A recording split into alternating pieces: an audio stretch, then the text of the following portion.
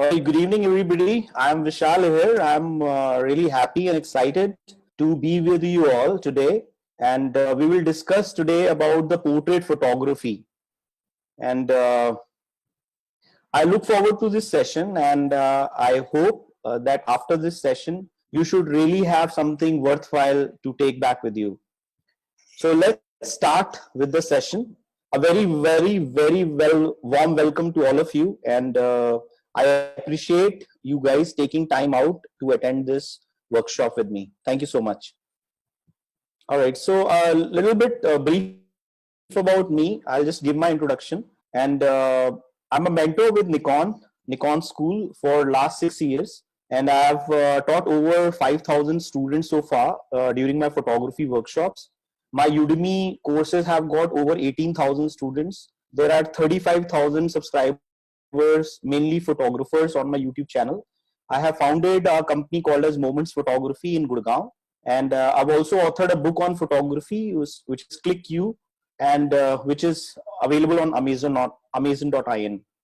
I have had the corporate experience. I worked with IBM for 10 years, and then I quit IBM to start my own photography business. So here I am with you, and here is my social handle. If you want to see my pictures, you can go on Instagram and check out Moments MB, MOMENTS That's my Instagram handle. And I've made some free photography lessons for photographers on my YouTube channel, and they are available both in Hindi as well as English. You can have a look at them at your ease whenever you like. The YouTube channel is Vishal Diwan 11, Vishal Diwan 11. And then what am I doing right now? So for last 2 years, I've been working on building my photography brand, and I've set up a studio at Ambience Mall, Gurgaon. And my idea is that I want to make India's best photography company in terms of service, in terms of affordability, and in terms of speed of delivery. So I'm kind of working on the model of Haldirams today. The way, for vegetarian, the way we go to Haldirams and we are delighted by their services in terms of their taste, in terms of their quality, in terms of everything about Haldirams. So I am trying to make my photography business on the way Haldiram works. And if God willing, then I wish to open branches all over India. Currently, I am mainly in Delhi NCR, but I plan to open all over India in the coming years. This is what my photography brand is. It's Moments Photography, look like a celebrity. And I put my heart and soul into it. Here are some Facebook IDs and Instagram IDs, my WhatsApp business account. And here are some of the examples, uh, I'll first start with how I got into photography. I did a course from Photography Society of India, and I started street photography. So the first 5-6 years of my life, I just completely invested in doing street photography. I was living in Mumbai, and my favorite thing was just to hang the camera around and just go to the streets and click whatever I like. And the reason I was doing that, because I didn't have a girlfriend. So I made camera as my girlfriend, and I made camera as my companion as well. So I was clicking pictures, and then I did 2 years of mass communication from Hyderabad Central University. And I was pursuing photography as a hobby. I never had any intention of doing photography business. But then, I had a major accident, and I got married. So that was an eye opener for me, and I realized that photography and all that is good, but then you require money to run a family. So my eyes kind of opened up, and I started offering photography classes to people who have got a DSLR camera. So a lot of my friends, they started coming for the class, and then I wrote a book on photography with the name Click You, to put everything I know about photography in that text format. And then I was approached by Nikon India, and they called me for an interview. They said that they are planning a national level photography school, and they would like to discuss with me about this opportunity. So I went there, I had a discussion, and I couldn't imagine, here I was, with my saving money for my first camera, which was Nikon FM10, and then I was sitting at Nikon headquarters in Gurgaon. So it was unbelievable to me, but with God grace and my passion towards photography, took me to places, and then Nikon selected me as one of their North India mentors. So I am very, very thankful and have got highest regards for Nikon, because I learned a lot from the company. They trained me so well on their equipment, and I found really, really good people working for this brand. So I'm really, really thankful for them. And then I'll just like I was teaching photography, but teacher should not only just teach. You also got to do something worthwhile as a teacher. So I started my photography brand, and my whole and sole intention was to try something new. And I came up with this concept of a walk-in studio. So I just placed a studio in a mall, and people who are, or families who are coming to the mall, I given them the space wherein they can get clicked nicely. So here are some of the pictures that we have clicked. So you can have a look. Guys, I see that a lot of people are raising hands, but I just a request. We have a question answer session at the end of the workshop. We will take your questions around 6:15 onwards. So till then, I would like you to please listen to what I'm trying to say, and keep your questions for the last, so that we can address them in one go. Okay, I really thank you for your patience. So these are some of the pictures. Kids are my favorite subject, because kids give you the real expressions. You can't fake their expressions, nor can you demand any expressions out of them. They are just their natural self, and you got to be the one who brings out the best in them. Be a little playful with them, talk to them, like engage with them, and then you are able to pull out some good pictures with them. So that's what I have done with the pictures. And these pictures are very, very beautiful, at least to the parents of the kids. When they look at these pictures, I can see the happiness in their eyes, and that what's bring happiness to me as well. So these are some of the examples. The reason I was sharing these examples, just to let you know that it is not rocket science. It is easily achievable. You can do it at your own place. You can do it in your home. You can do it for your family members, and it's possible. I'll also share with you what is my style of photography. I am a guy who goes with a very minimalistic kind of a setup. I do not put a lot of things, because it kind of scares away the subject.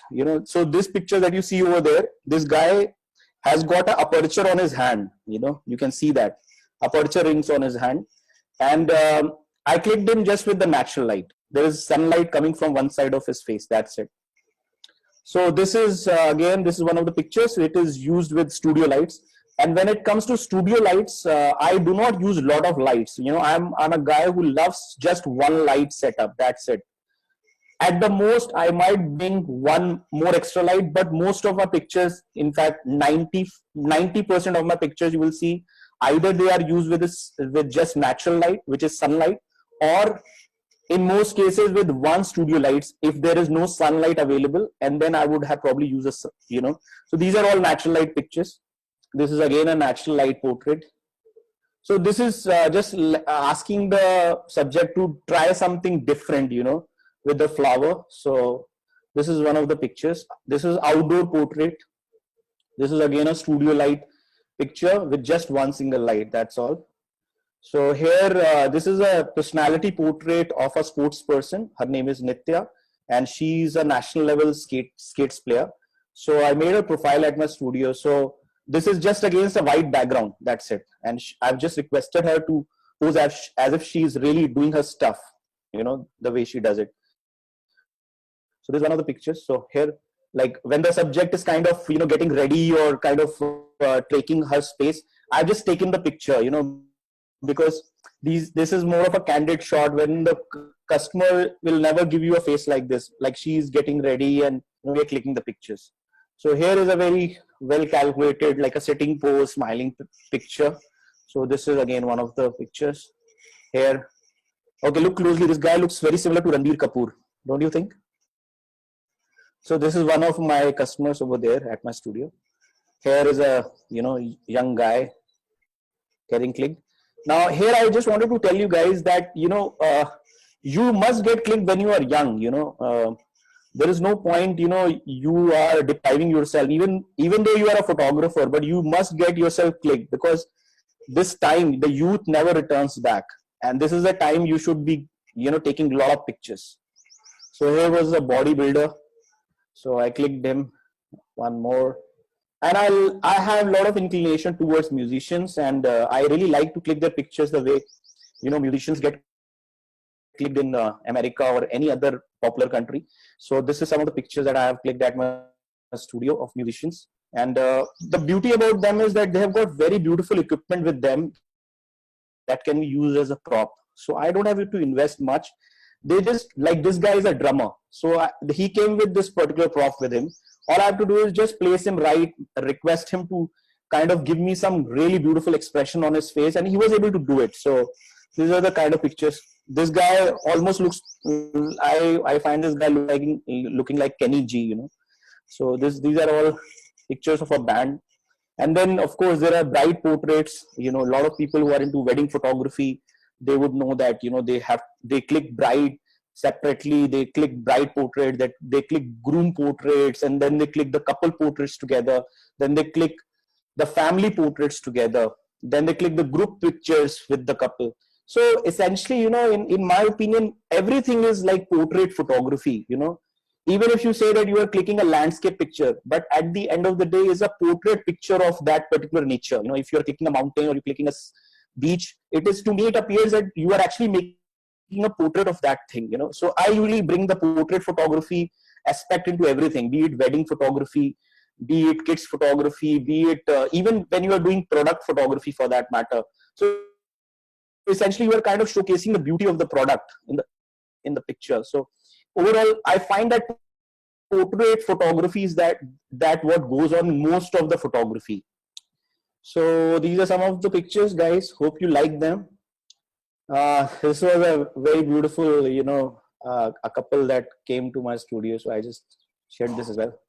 So now here are some of the goals that we are going to have during this. First, we will understand what is portrait photography. What are the cameras and lenses that you would need, and how can you use the light in the best possible manner. And I'll share some personal tips also. And if you guys stay with me, then there is a small surprise also for all of you at the end of the workshop. All right, so what is a portrait? What is a portrait, or what is portrait photography? Now, portrait photography means to capture the facial expression of the person, mainly their face, their eyes, their looks, their expressions, how do they look like, So it is coming from the olden days when the painters used to make the portraits of the kings and queens and all the high profile pictures of, or high profile people of the society. So even today, if you go to any old hotel, so you'll see the portraits of the kings and queens, over there. And this is where we started. So if you go to a painter and you ask them, you want to get your portrait done, so either they will, sketch your portrait on a piece of paper, or make a charcoal portrait, or make a painting out of you. But at the end of the day, they are mainly focusing on your face. If you observe a painter is carefully looking at every feature of your face and trying to put that on a piece of paper. But I am not so talented. That's why, I picked up the camera. I do not know how to paint at all. And if you see my art, that's a matter of laughter.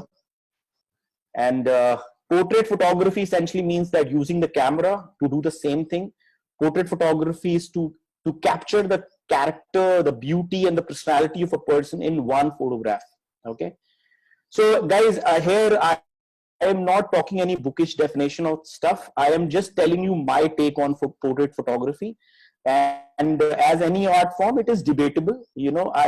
I don't intend to be right. I just want to share as to what is my understanding about this field of photography. And here are some of the movies you might have watched. Dil Chahta Hai movie, where Akshay Khanna makes a nice portrait of Dimple Kapadia. You might remember this scene. If you don't, then probably you should watch this movie. So you'll understand what an artist thinks, And I really like this movie because, when he approaches Dimple Kapadia for the first time, and he goes to pick up all his colors and everything, and then something happens, and that day he's not able to make her portrait. Then next time she comes to his place, and then they make it.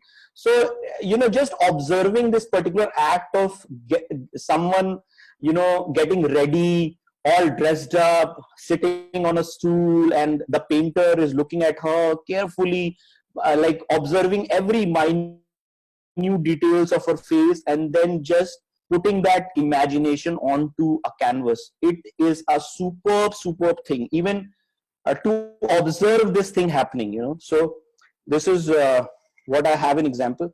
And there's one more example. I'm sure you might have watched the movie Titanic, and there's a sketch of Rose that was made by Jack in the movie, and that was also a very beautiful scene in terms of the way how you put your imagination on a piece of paper. So I would recommend you to, if you have not watched that movie, then you can consider watching it again. All right, so here are some of the examples of portraits of people. Now, I love Steve Jobs, so I have just pulled out some of his portraits from the internet just to give you a sense as to what is the importance of a portrait picture. Now, Steve Jobs is a founder of Apple Corporation, huge brand. Now, look at this picture. This is such a beautiful picture. This just shows the, bite that apple. So his idea of Apple computers and him when he was young. And then this is, look at this, something that he created. Most of us are using like Apple laptops, MacBook Pros, and iPhones and all that, but this is where it all started. So do you know what is the value of this picture?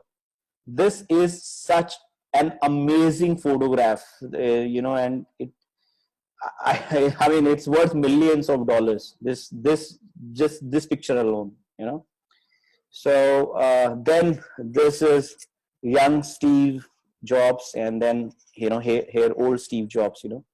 So in comparison, so in my home, I have put a portrait of Steve Jobs. I really like his philosophy, and I really like what he did.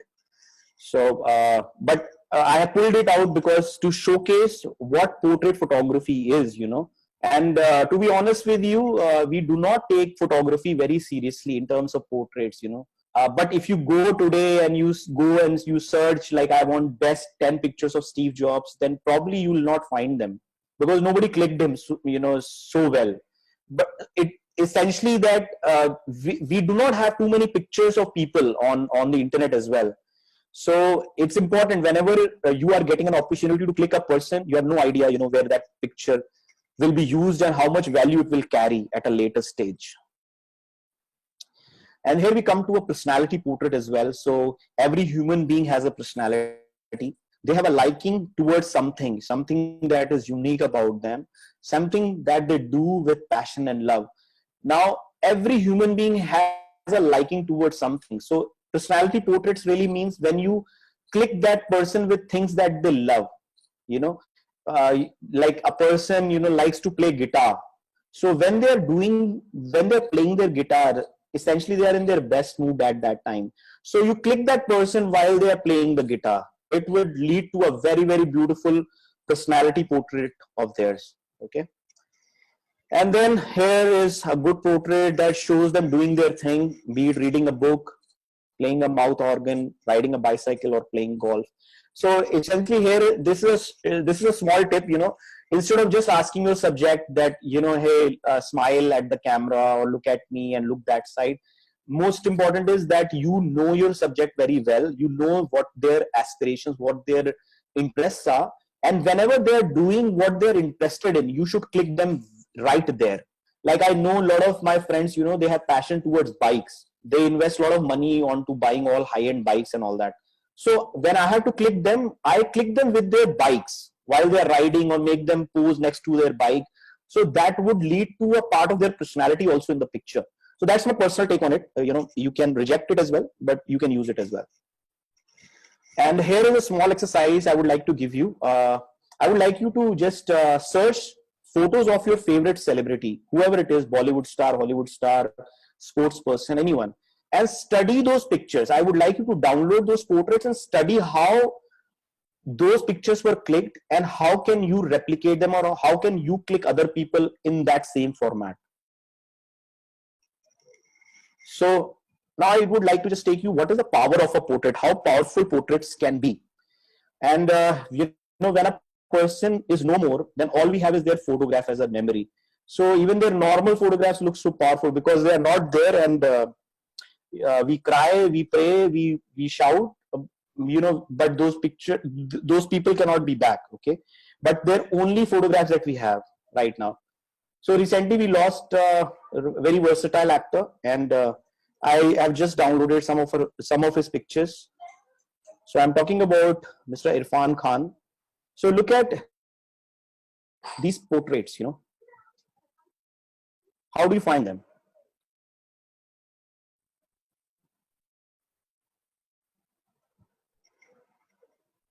This is all we have now, right?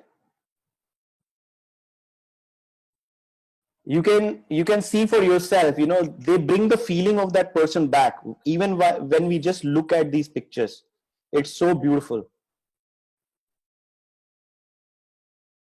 All right, so let's talk about a little bit of equipment for portraits. Portrait is the only photography that you can do with your mobile phones as well. Starting from your mobile phones, you can start with what you have, be it a mobile phone, DSLR camera, full frame camera, full frame DSLR, mirrorless, anything that you have, and you can start practicing with whatever you have.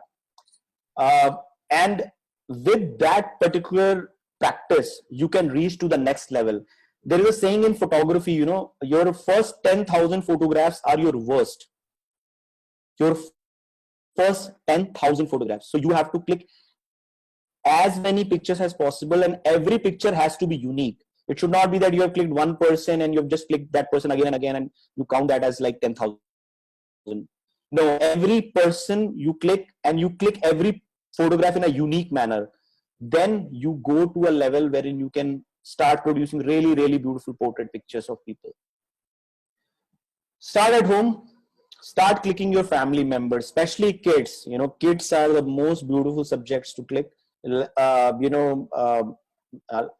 them wear the best dresses that they like to wear. Give them some props, maybe hats, maybe some guitar or some music instrument, anything that they like, even a gun. They just give them their toys, and may ask them that you want to click them and click their pictures. That will they will make you really a good photographer. If you can click really good kids pictures, then chances are that you can end up becoming a very good photographer, because the best thing about kids is that they don't listen. You tell them something, they will not do that. They will do exactly the opposite.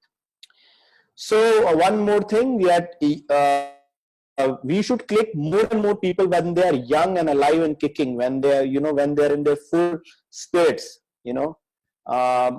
And for yourself as well, as a photographer also, you must get yourself clicked as well. You should not only click other people. You also need to give importance to yourself and ask your friends to click you as well. So it's very important. There's no point when you do not look good physically, you gained a lot of weight and you kind of going lazy about life. So I have a friend, he is in Mumbai right now. He has he has a picture of him when he grew his hair. He had a long hair, and he has only one picture of his, and he keeps posting that picture again and again, because now that he has lost his hair, so that picture is very, very important to him. So point is this, I just have a saying, for men, don't wait for your chest to almost become like a breast and then get clicked. Just get clicked when you're young, alive and kicking, when you are having your stuff, when you're moving around. And as a portrait photographer, you require not only your camera skills, but you require people skills also. You got to be a person who can make people laugh, who can make people give you the best expressions of their faces. They can be relaxed in front of you, and they give you their best. You got to be a connector. You could probably know that there are a lot of people who have this habit. They make the entire environment go so live just because of their presence. They crack so many jokes. They do all sorts of things to make sure that everybody is cheerful and having fun when they're around. So as a photographer, you need to have those qualities. And if you think that you do not have those qualities of a connector, then you should have a connector in your team who does that for you. So a lot of times, when I'm clicking kids, if I'm not able to make them smile or laugh, I invite their, moms to be part of the shoot. So, the mom and the dad, they are also in my team to get that portrait out of that kid, So they know the child more than me. So when they interact with the child, then the child gives the best expression. And I may be an alien to the child, and he or she may not be very comfortable with me. So, but it is important that I have a good picture of the child, a laughing picture, a smiling picture of a child. Now, moving on to a little bit of professional gear. Professionally, I would say if you're going for a Nikon, then D780 and a Nikon Z6 mirrorless camera are really, really good for portrait pictures. And then for lenses, you can go with 35mm, 50mm or 85mm. I personally prefer 50mm, but then that's a choice. You always have this choice, you can always go with the lens that you like. Essentially what you can do is you can take a demo of these 3 lenses, and whichever lens you feel that gives you the right kind of a look, then you can go for that, right? I'll briefly touch about the camera concepts. I'm sure most of you over here would probably know it.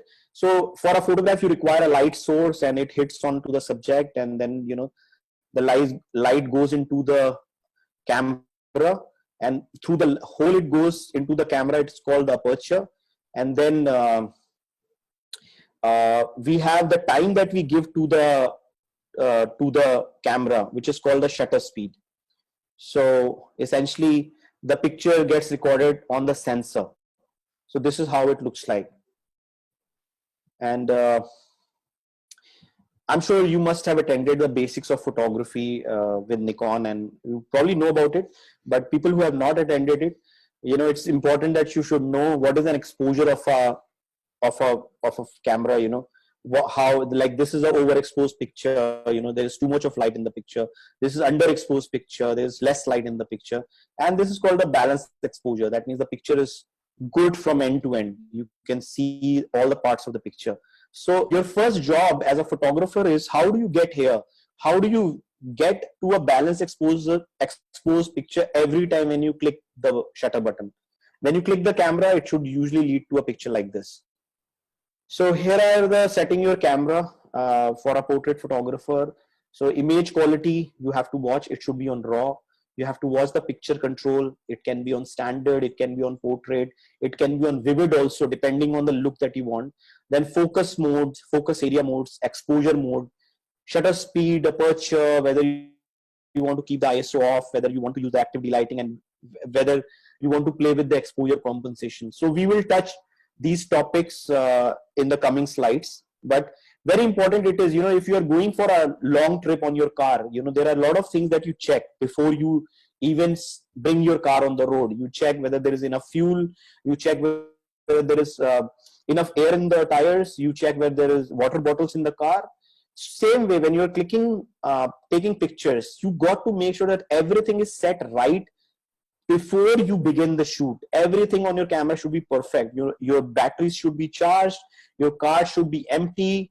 And your camera settings as you prefer should be already on it. There is no point in regretting later on that, oh, I didn't see this, or this went wrong. It's of no use really.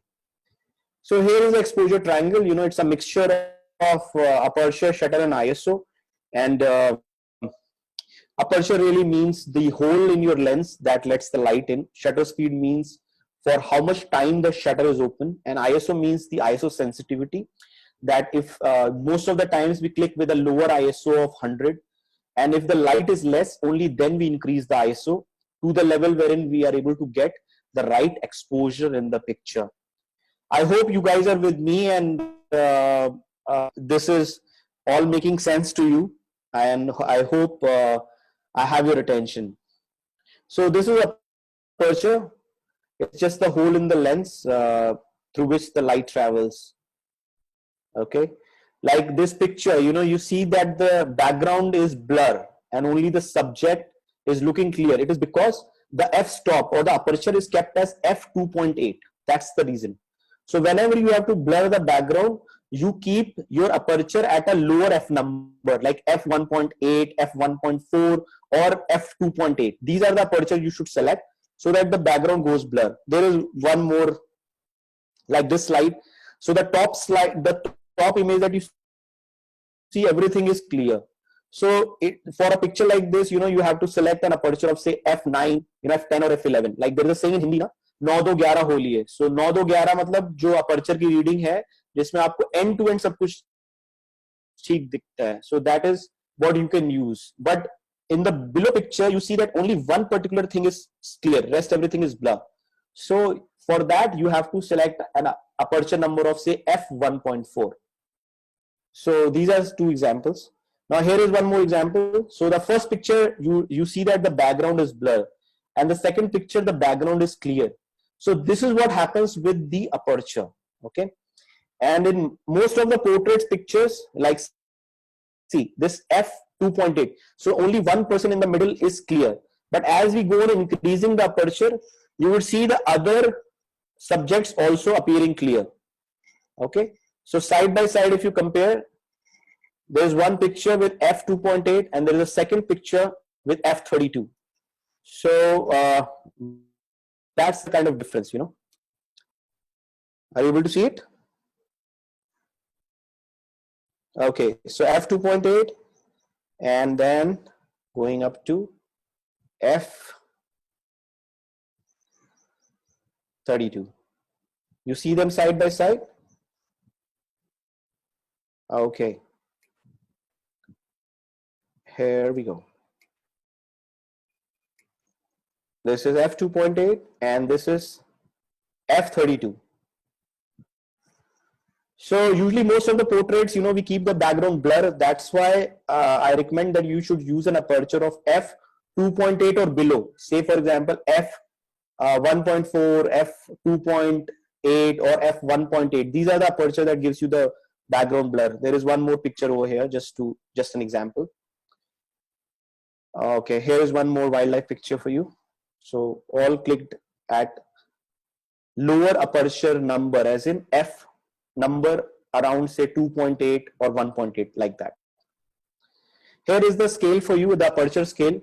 You can see that the f1.4, the circle is big. That means more light goes into your camera. And when we go all the way to f22, the hole becomes smaller. That means the less light goes into your camera. So like if the light is less, then we will open up the aperture a lot more. If the light is more, that means if you're clicking someone in the hot sun in the afternoon when the light is more, then you have to close your aperture. Okay. So this is a simple understanding, and I hope this diagram is clear, and you can go to the shutter speed now. Now shutter speed really means that for how much time the shutter will remain open, like this, for how much time. So when you click your camera, this is what happens. The shutter opens up and closes, so that is the time, so when you see your shutter dial, it will give you a setting of say 1/125. That means 1 second divided by 125. That is the time you are giving to your camera to record the light. Okay. So like if you're clicking when the light is less, then you have to give more time to your camera. That essentially means that you can maybe go to a shutter speed of say 30 seconds. That means for 30 seconds, the shutter will be open and everything that comes in front of that will get recorded. So that is what it is. Like a picture like this, here the subject is in motion. That means you have to increase higher shutter speed. You have to use higher shutter speed of say 1/500 of a second, even 1/800 of a second, like that.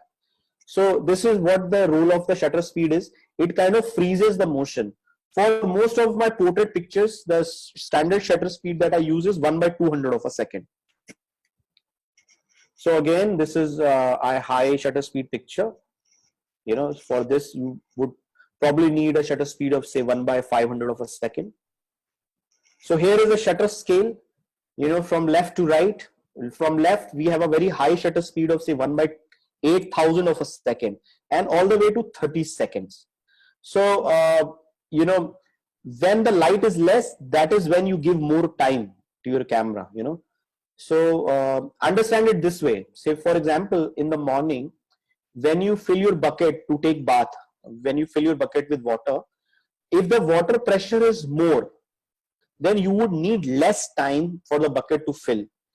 And if the water pressure is low, that means you have to give more time for the bucket to fill.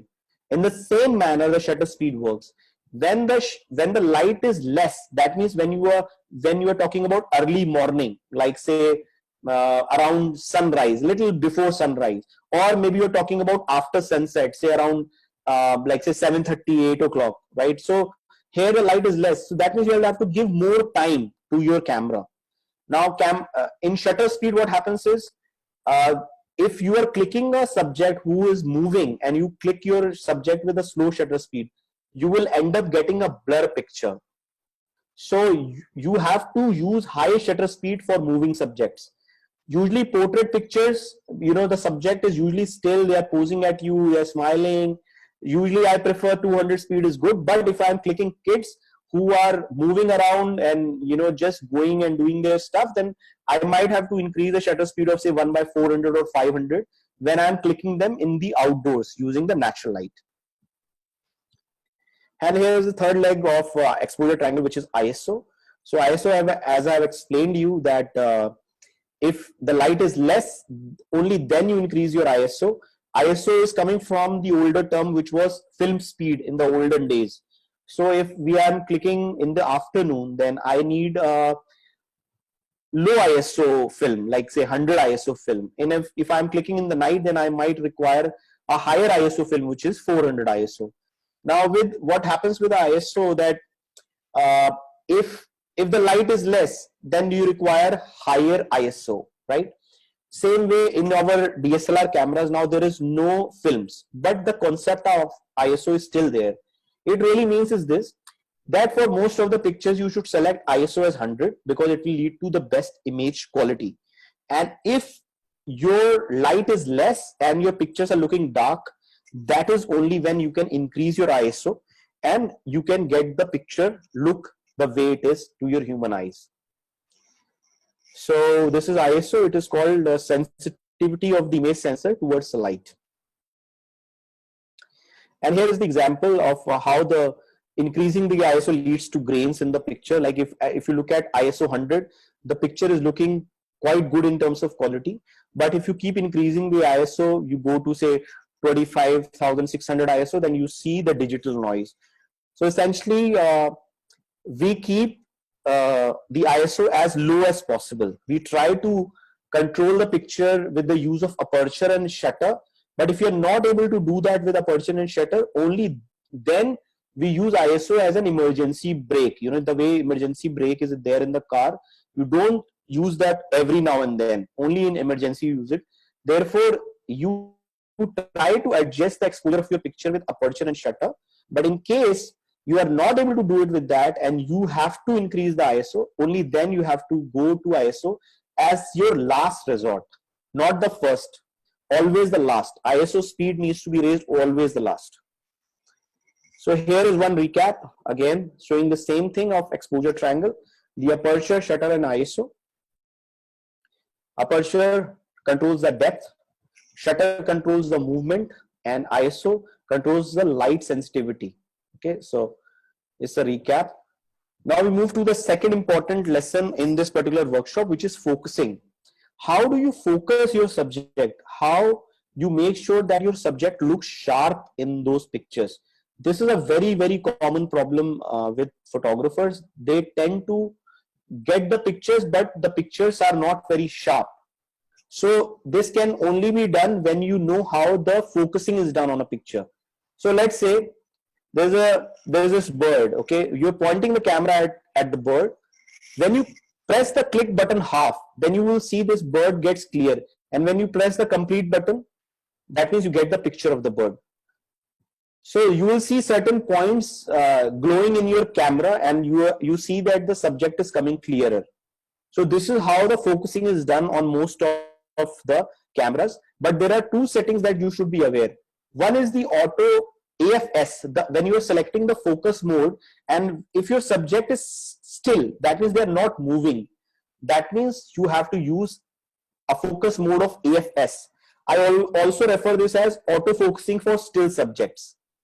So it is very good mode to click still subjects. I strongly recommend on your camera, on your Nikon camera, when you are selecting focus modes, select AFS when your subjects are not moving.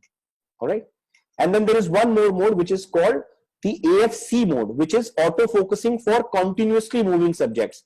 If your subject is moving, you know, you are clicking someone, maybe they are playing cricket, they are running around, and you know, you want their sharp shot. So what you do is you select your focus mode as AFC, and you also increase the shutter speed along with that, because if the subject is moving, then you require high shutter speed.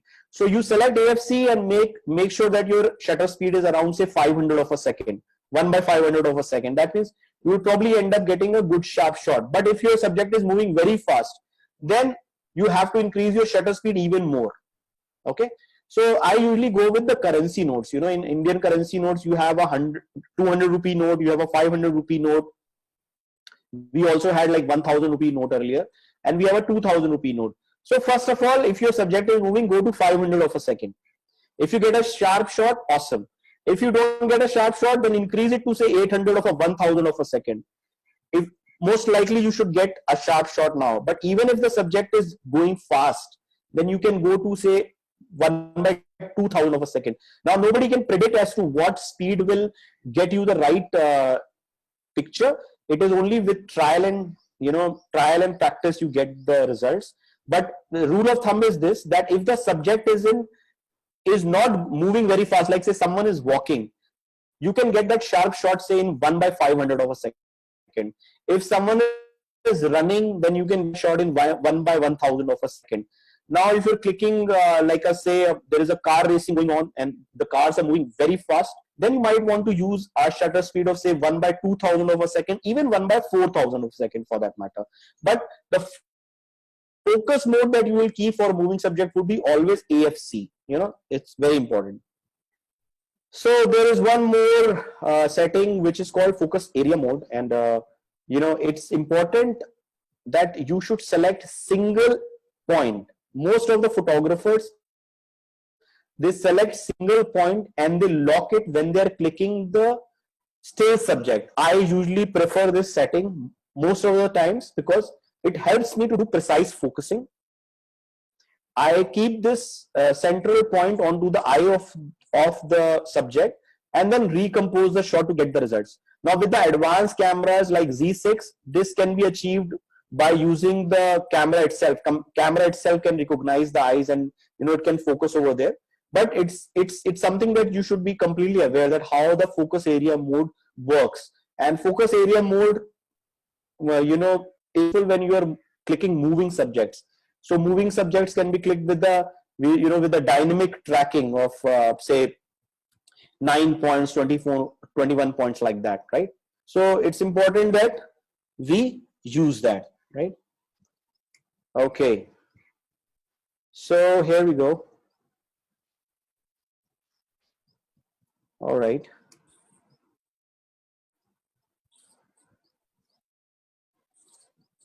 Okay. All right. So dynamic area point I've covered, that you can select say 9 points, 21 points, you know, when the subject is moving. Now there is a very important feature which is called clarity in most of your Nikon cameras. It is available in picture control. Like you can see that the clarity, you know, you can make it +1, can reduce it. What it does is it actually softens the skin right in the camera itself. So you don't have to do any photoshopping. So if I select -2, you see how the soft the face becomes. So most of the times I use this setting onto the portrait pictures. Now white balance is a very important thing. White balance really means that you get the colors right of the picture. To get the right white balance, you should select the right light source that is being used. Like if you're clicking in the sunlight, then select your white balance as sunlight. If you're clicking in the say shade, then you should select a shade over there. If you're clicking in a cloudy weather, then you should select a cloudy weather. good thing about Nikon cameras, what I feel is, I personally use Nikon D750, just for your information. And I really like the auto white balance also, because the camera itself is very intelligent in understanding what colors are there, and it gives you real colors. And you can see this, you can change the white balance of the picture later on also in editing, provided you have clicked the picture in the raw image quality. I always recommend, whenever you are clicking pictures with your DSLRs and you have the option of clicking the picture with the raw image quality, you must always use raw image quality, because your editing options are a lot more. You can do a lot of editing post clicking the picture. So important is, now we go to the next lesson, which is understanding light. So guys, see, it's like this is around, say, 1.5 hour session. I'm trying to give you the best that I can in this time, but for me, photography is a lifelong learning. Nobody can make you a photographer in like 1.5 hours. I'm just telling you the top things that you should keep in mind while you're doing photography, but it requires years and years and years of practice, to reach anywhere. So we'll go to the next lesson, which is called light. Now, here is a picture wherein we're putting the subject in the direct sun. So you will not like this kind of picture because it produces a lot of shadows. Essentially, what you have to do is just move this subject under a shade, and you see how beautiful the picture looks now. Just a shade, and you see the picture getting changed. You have put the subject right in the shade right now, and see the picture. See how beautiful it is. So most of my outdoor pictures, whenever I'm clicking a person or a subject outdoors, I usually find a shade and try to click them over there. Okay, not in the harsh sun. This is a harsh sun, so you've stopped the light onto the face of the subject by keeping a diffuser, and it makes them look soft. The light becomes soft and the picture looks beautiful. They do not have any hard shadows right now. Now, here is a small tip about flash photography. All of you who use flash a lot, it is very important that you should use bounce flash. Now, in the left picture, you see that there are hot spots on the subject, on her face. In the right picture, it is not, because right picture is clicked with a bounce flash and the left picture is clicked with direct flash. Like you can see an example of bounce flash. Here the light of the flash is going to the ceiling and then coming back at the subject. So this is how the picture is. Now it's a side-by-side comparison of no flash picture and a bounce flash picture. Now a lot of you can argue with this or can bring a point of view that I don't use flash, I don't like flash pictures, I always increase the ISO and take the pictures. That may not be the most suitable way to do photography, because you cannot just keep on increasing ISO all the time. If you add a flash to that, it adds a beautiful light onto the subject, which usually may not be achievable even if you increase the ISO. All you have to do is just keep the subject and find a ceiling that you can use to bounce your light. Maybe it can be a wall, it can be a ceiling, but all you have to do is just point the flash directly at the ceiling and let the flash bounce its light onto the subject. It's almost like the way we play carom. When we have to take a shot, we have this option of taking a rewind shot. We hit the front and then it hits the coin. So it's almost like that. So that is what is bounce flash, and these two images clearly state that how beautiful it is to use bounce flash instead of direct flash.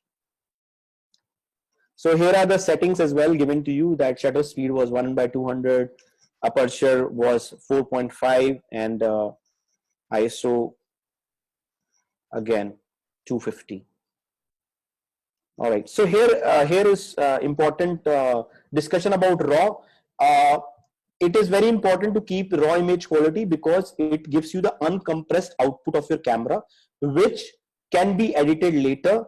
You can always correct the exposure of your image. If you have missed that exposure, you can always correct the colors of your image as well if you have missed the white balance. But that doesn't mean that you make the mistake of first selecting the wrong exposure and wrong white balance. Even if you're clicking raw image, you should try to click that right in the camera. Okay, but what happens is with a raw image, it just gives you a little bit of more flexibility to play around on your laptop when you are editing. Now, I am not a guy who likes to do a lot of editing. I do very minimalistic editing on my pictures. I try to get the picture right in the camera.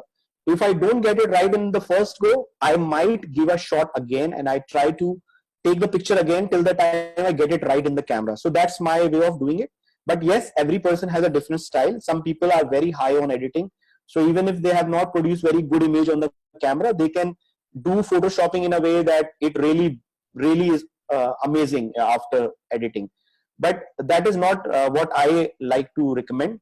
I always like to recommend get it right in the camera and depend very less onto your editing softwares or editing things.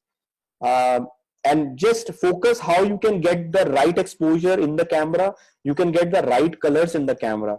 There is one thing that you cannot miss while you are clicking the pictures is the focus. If your picture is not looking focused, like your subject is not in focus, that cannot be corrected in any software till now. I mean, if you have not got the focus, that essentially means that picture is bad. And I've told you how to get the right focus in your pictures. So raw pictures can help you get the right exposure, get the right colors, but again, it cannot help you get the right focus. So that you have to have that right in your camera itself. So here is one example. Like for example, there's a very common problem with a wildlife photographer. Like this is a picture which is overexposed. And photographer is quite intelligent. He has or she has clicked this picture in RAW. And Nikon provides you these softwares, Capture and XD to edit the pictures as well, which is a free software. And in a matter of few clicks, you can make this picture look like this. And it becomes a usable picture. The reason it became usable because it was clicked on RAW. Had it been clicked on JPEG, we will not be able to achieve this kind of picture because JPEG is a compressed output of your image. It does not have a lot of details, but this picture has a lot of details with it. All right, now let's talk briefly about the lenses. 50 mm, the lens that we have in our eyes is called the normal 50 mm lens. So when we go to a camera store, if we ask them that give me a 50 mm lens, which is a very good portrait lens, that means it gives you kind of same perspective as if it is, it appears from your human eye. The way you see from your human eye, almost similar you get to see with the 50 mm lens. Now, if you go lesser than 50 mm, say for example, you move to 35 mm, that means you are going to get a bigger area in the picture. Like you will get a wider area now in the picture, and things will go a little far in the picture. It's almost like when we use this say for example, as a child you must have used a दूरबीन. तो एक तरफ से देखेंगे तो चीजें बहुत पास दिखती हैं, दूसरी तरफ से चीजें देखेंगे तो बहुत दूर दिखती हैं, right? So the wide angle, what it does is it gives you the wide perspective. That means, like for example, if someone says that, hey, I am using a 20 mm lens. 20 mm lens means that is very low, lesser than 50 mm. That means it will give you a very wide kind of a look. Like it is a good lens for landscape photography. If you have to click a beach, if you have to click a very huge mountain, then it is good. But for most of the portrait pictures, I think 50 mm is a very good lens. 35 mm is also a very good lens, and 85 mm is also a very good lens to begin. And then there is a telephoto lens to bring subjects that are very far from you closer to the camera. So telephoto starts from 100 mm to 800 mm. So what it does is brings the subjects that are far. Like for example, it's a wildlife photographer. A wildlife photographer is in a jungle, looking for a tiger. So you can't go near to the tiger. So you use a say a focal length of say 500 mm or 800 mm to bring the tiger look bigger in your lens. Okay, so that's the whole point of a telephoto lens. That means it is also called the close-up. You can bring the subject close to the camera. Okay, I hope this is clear. It's a very small, brief overview. All right. So this is the angle of the lens. Like for example, the 14 mm lens will give you a wider angle. And then if you go to say 50 mm, it will reduce the angle. Then again 100 mm, it will show you the less area in the camera. And then 201 mm. So essentially what we are trying to say is the lower the mm of the lens, lower the focal length of the lens, the more area you will see, as I have already told you in the wide angle lens. So if someone says that I'm using, say for example, say 24 mm lens, that means I will have a wider view.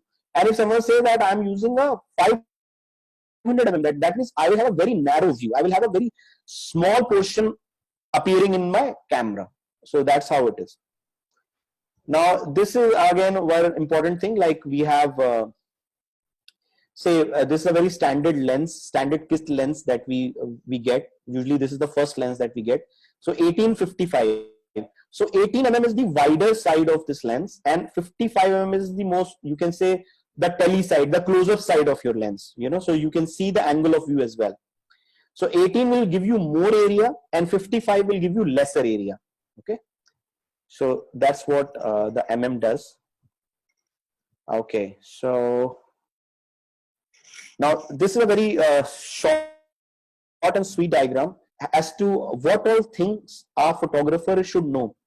So I'll just share a few examples. Like when I didn't have a camera, so I was thinking that the camera is the only thing that I need to have.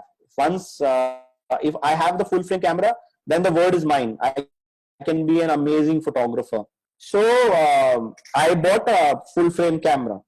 Then I realized that it is not just the camera. I mean, camera is good, but then I have to have a very good understanding about what settings to keep on the camera, what apertures to keep, what shutter to keep, what ISO to keep, how to get the right exposure, how to get the right white balance. So it is understanding of the equipment is more important than just buying the equipment.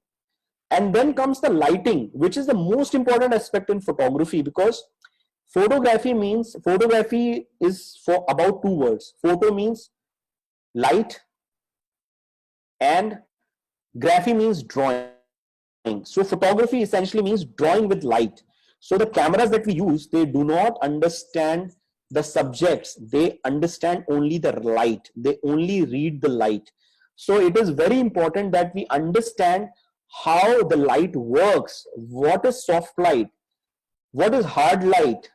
How do I use natural light?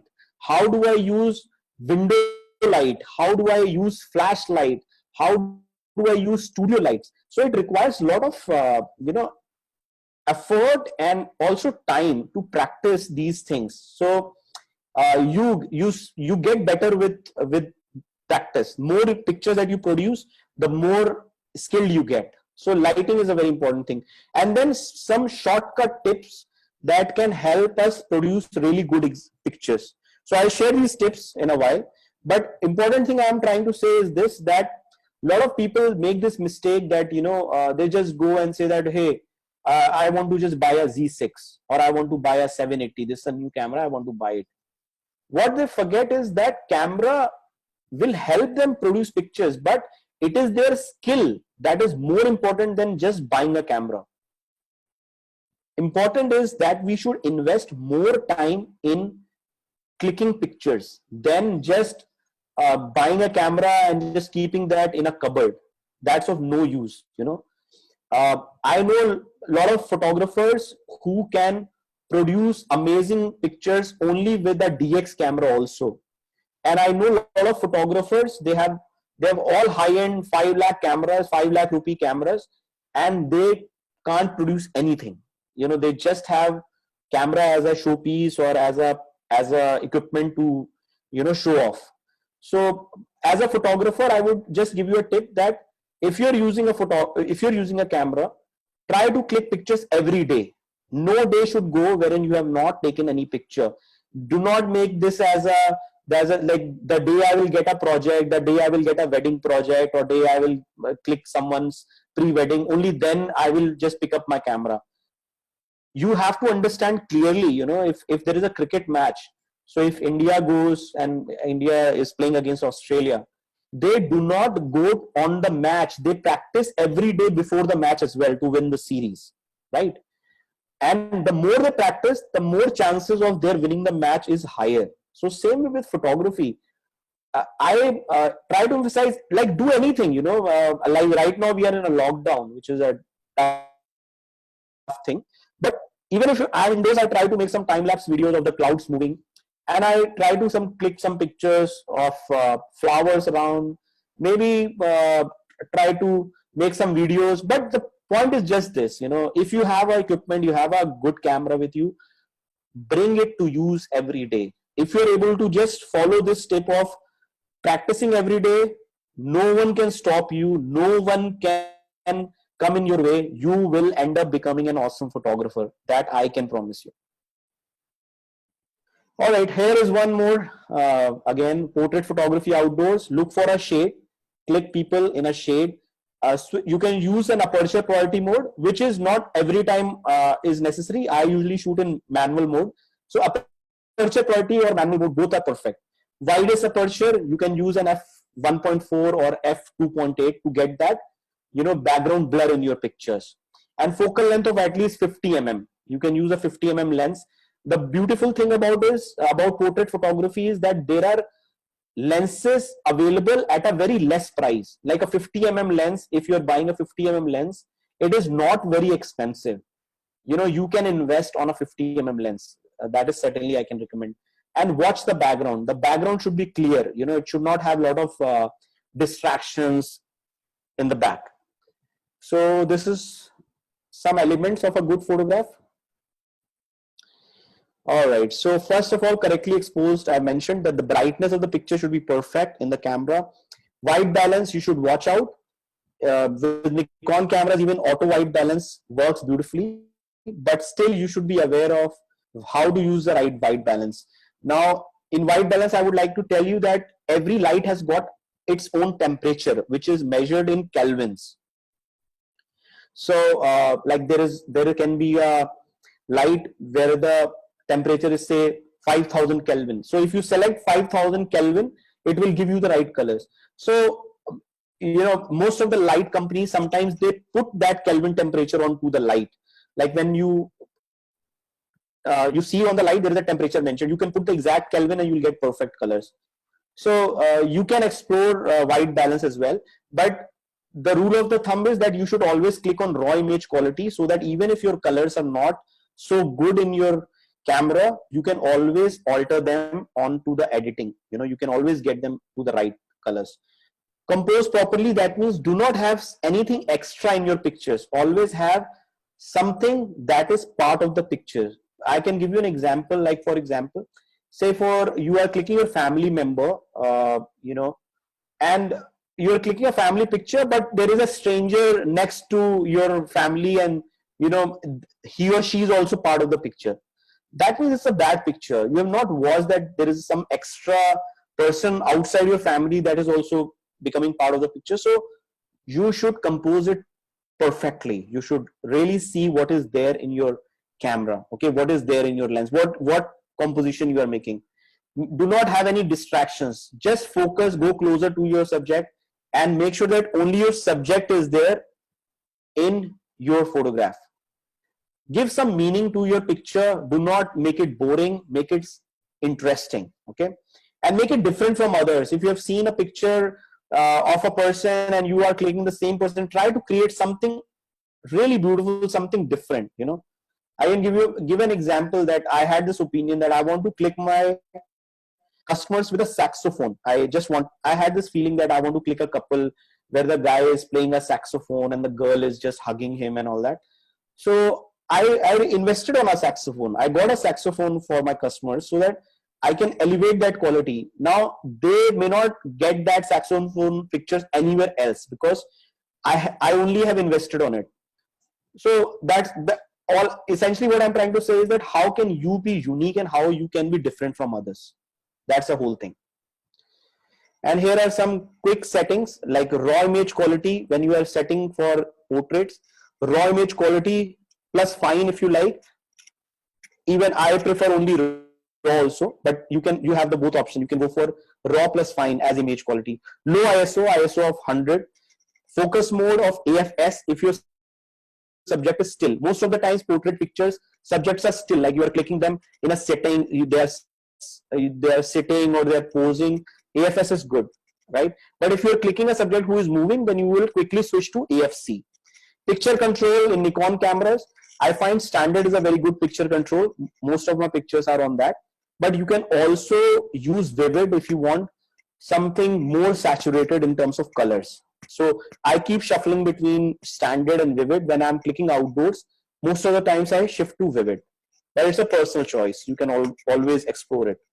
And then white balance. White balance, I've told you that you can select the light source that you are using. So I usually use for outdoors, I usually use sunlight or a cloudy weather if the weather is cloudy. And for indoors, most of the times I have tried even auto white balance gives perfect results, even with studio lights. And if I'm able to see that the colors are not looking good to me, then I can tweak it by going into the white balance settings and trying to feed in a Kelvin temperature that gives me the right colors in the camera.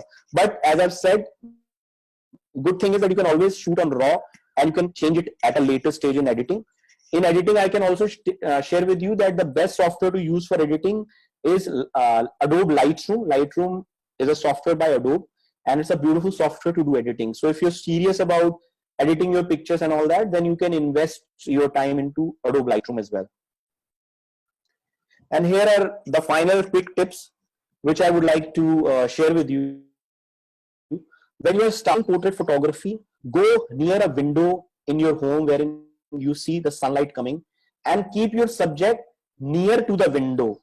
Whether they are looking outside the window or they are, are little tilted, but they are near to the window so that the natural light is hitting them. Do not, try to click picture where there is not enough light onto the subject. Try to click the pictures where there is light, and window light is a very beautiful place to start. Then you can have the subject look away from the lens. Do not always ask the customer to or your subject to look straight in the lens. You can take few pictures like that, but most of the picture you should click when the subject is looking away from the lens. That is, they're looking in a different direction. They're not looking into the lens. Then keep your aperture at a low f-stop, like f2.8 or lower than that. That will lead to a very beautiful portrait picture of a person, because you don't want any distraction. You don't want to show anything in the backdrop. Okay, so that's why you will select the aperture of f2.8 or lesser. Then shutter speed for sharp shot, I've stated, use a shutter speed of say 1/200 of a second or more. But 1/200 of a second is a decent start for a portrait picture if the subject is still. If the subject is moving, then you can increase your shutter speed. Then there is a feature of zooming in. You can don't zoom in too much onto the subject because it makes them appear fat, which they would not like. Okay. All right. So, excuse me for a sec.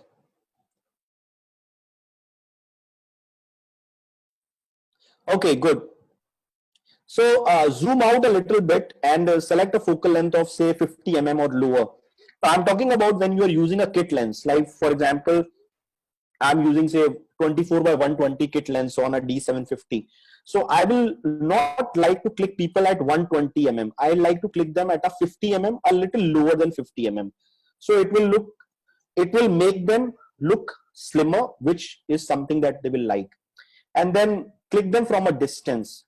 Do not go very close to them, because no human being likes to look fat and ugly in the picture. Every human being likes that they should look slimmer, they should look fitter, and also they should look fairer sometimes.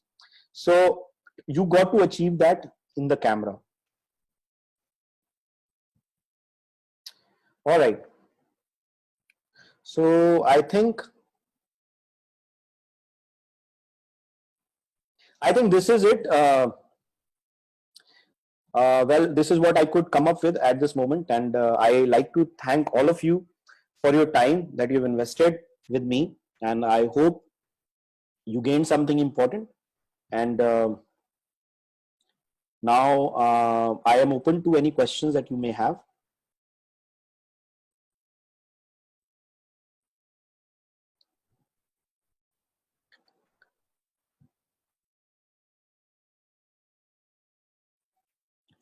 Okay. All right. So there are a lot of questions over here that I can see. Okay. So my goodness.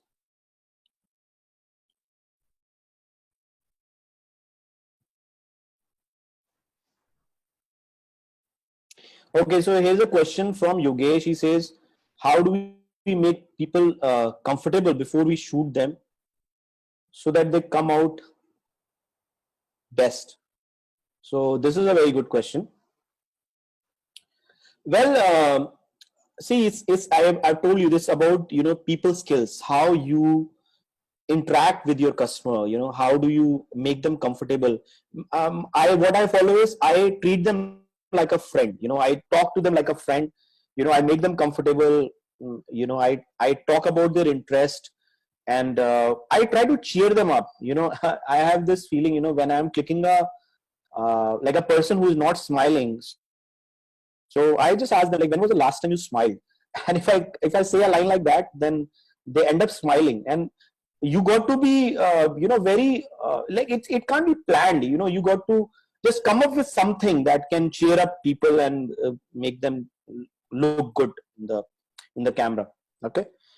Okay, next, Yogesh says that 50 mm 1.4 or 1.8. Yeah, that's a good question.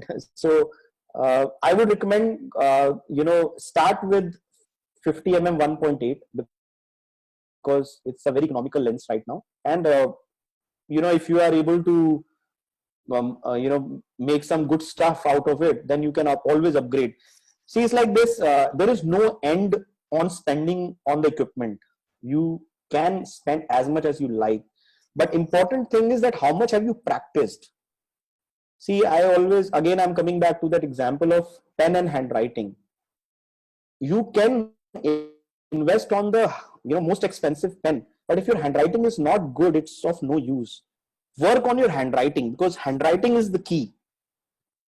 Same way, if you know how to drive a car, and you know how to drive a car beautifully, you can drive an expensive car beautifully. But if your driving skills are weak, even if a very high powerful car is given to you, you will destroy it. You will not do anything out of it.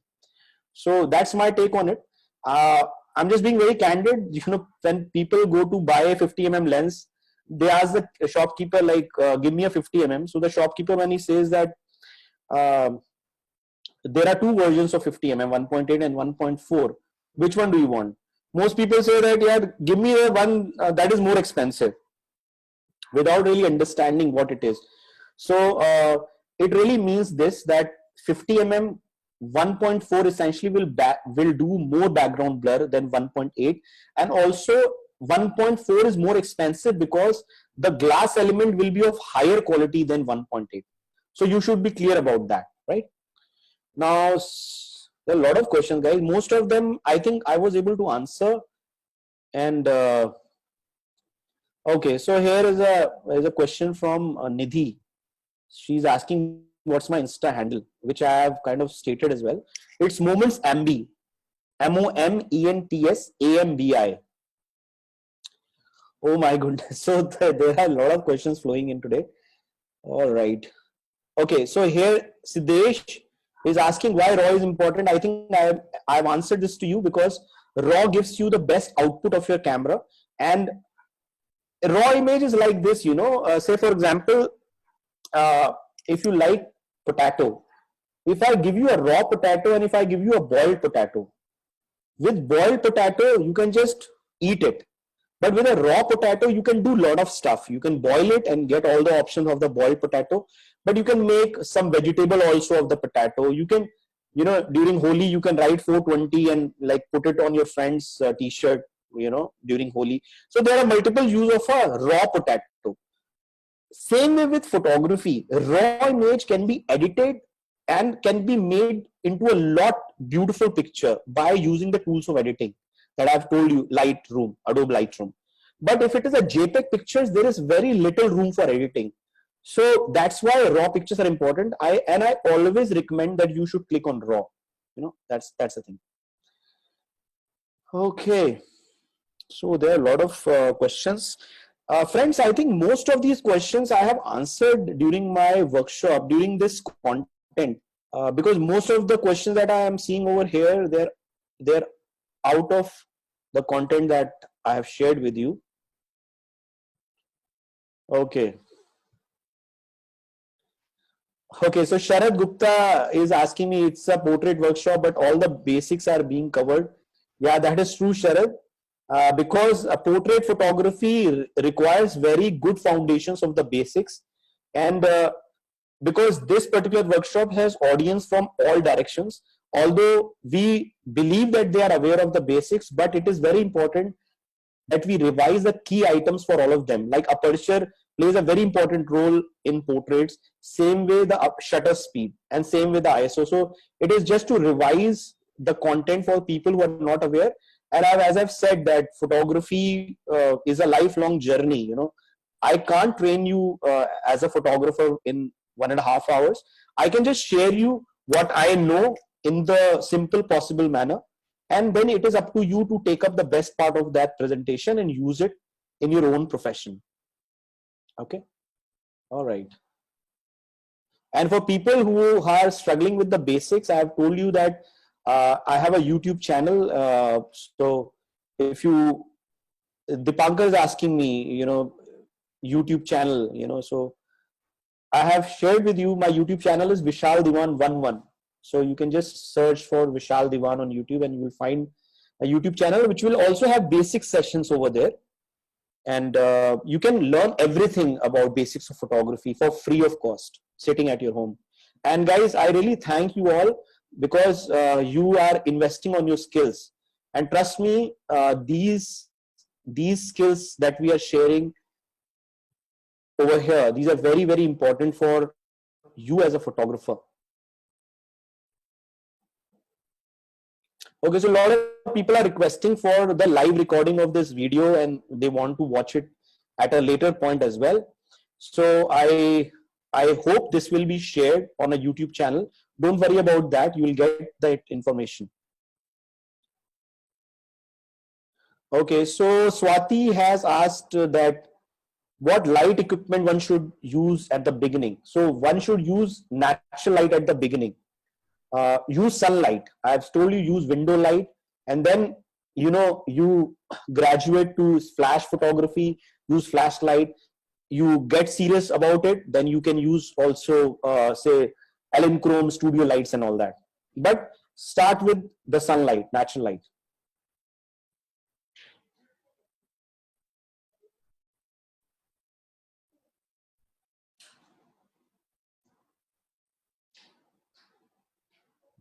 Okay. All right. So here we have a question from Suvakar Das, and he says that which will give the face look slimmer, which lens should I use? So the answer is 35 mm will make it look slimmer, but you can also achieve that with 50 mm also. You have to go a little away, like move a little back from the subject. Don't go very close, just go a little far and it will look slimmer in the picture. Do not come very close. Avoid coming close to the subject. Okay, that's the main thing, right? All right. So I hope you guys enjoyed it. I have invested like today 5 hours to just put all this together, and I really wanted that I should be able I should be able to serve you guys, and when you go back with this session, you should feel good about it. I hope I was successful doing that.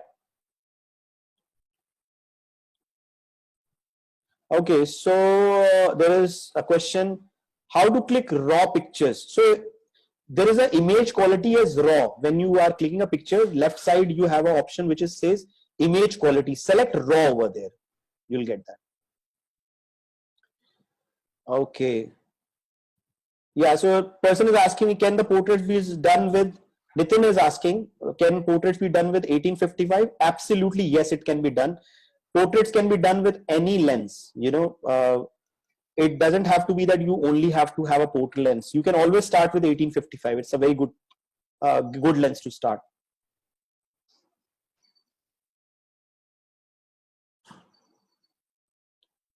Okay, so guys, I think there are a lot of questions that I have been able to answer, and there are a lot of questions that I'm not able to answer as well because of shortage of time. Okay, but I will cover up as many as possible. Okay, as many questions I can take. All right. Most of the students are asking for a recorded session. Guys, don't worry, that will be provided to you. I'm sure it will be provided on YouTube, and you will get the link for that. Don't worry about that.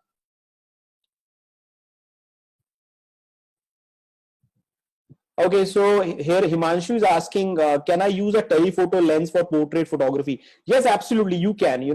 Like there is a lens 70-200 with f2.8. So that's a very good lens for portrait pictures. So essentially, all you have to do is go a little far from the subject. Go a little far, and from there you click the subject. And most of the times you end up getting very candid pictures of the subjects. Because you are not near them, they are doing their own stuff, they are smiling, giggling and posing, and from a distance you're clicking them. So it's a very, very good lens for portrait pictures.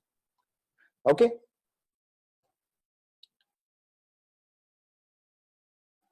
All right. So friends, I think all right, so okay, here we go. All right, so most of the questions that I am able to see over here are kind of part of the workshop that we have covered. Okay, all right. What else? Guys, you also give me your feedback, yeah, that you liked this workshop, and if you have any suggestion for me, you can always share your suggestion with me. I always look forward to improving my content as well as improving my way of communicating my content. So I look forward to your suggestions as well. Okay. All right, here we go. So all right, all the other questions, they are all coming from the basics of photography. And I have to share with you that I have already created videos for basics of photography, like what is aperture, shutter, and ISO, which I covered during this workshop also. But in case you have missed it, you can always watch them on my YouTube channel, which is Vishal1111. And also, there are very good photography lessons by Nikon School. You can go to the Nikon YouTube channel and you can watch all the basics of photography lessons over there as well. Okay. Alrighty. So, okay. All right. I think most of these questions are appearing similar. And okay, here is a question from William. I like this question. Okay, which is, how about candid shots and pose portraits? What do you recommend? I would recommend a mixture of both of them, because both are very important. Pose shots are very easy to take, wherein you direct your subject and you tell them to do exactly what you want them to do. You also share with them some of the reference pictures that you already have downloaded on your mobile phone, so that they are at ease how you want them to pose. Do not give them verbal instructions. Always show them the pictures. There is this app, Pinterest. It has a lot of beautiful poses that you can always download, and it always helps to show that to your subject and ask them to do exactly that. And then candid shots are completely natural, and candid shots are far more superior than pose shots. That's my personal opinion, But for candid shot, you have to create that kind of a setting. So if you want a very natural laughing smile of a person, then you have to put them near to the people where they give those kind of smile, their best friends, maybe the person they are very close to. You got to bring them as a connector over there, and then while they're having the real stuff, you go on clicking those pictures. Okay, so that's the thing, guys.